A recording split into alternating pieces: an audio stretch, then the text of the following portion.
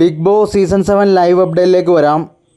Big ബോസിൽ കഴിഞ്ഞ ദിവസം രാത്രിക്ക് രേണുസുതിക്ക് വിശക്കുന്നെന്ന് പറഞ്ഞപ്പം നമ്മുടെ നവീൻ കുറച്ച് സ്വീറ്റ്സ് എന്തോ എടുത്ത് കൊടുത്തായിരുന്നു. അപ്പോൾ ഇത് കണ്ടിട്ട് എന്ന ജിസയിൽ നവീൻ്റെ അടുത്ത് ദേഷ്യപ്പെട്ട് സംസാരിച്ച്, എന്തിനാണ് നീ അത് ഈ ഐഡിയറ്റിനെടുത്ത് കൊടുത്തത്? ബാക്കിയുള്ളവരിവിടെ കഷ്ടപ്പെട്ട് നിൽക്കുകയാണ്, നാളെ കഴിച്ചാൽ പോരാഞ്ഞോ, എന്തിനാണ് നീ എന്നോട് ചോദിക്കാതെ എങ്ങനെ കൊടുത്തതെന്നൊക്കെ ചോദിച്ചിട്ട് ഭയങ്കരമായിട്ട് ചൂടായിക്കൊണ്ട് ഭയങ്കര ഒച്ചത്തിൽ ജിസയിൽ സംസാരിക്കുന്ന കേട്ടപ്പം സൈത്യക്ക് ഇഷ്ടപ്പെട്ടില്ല.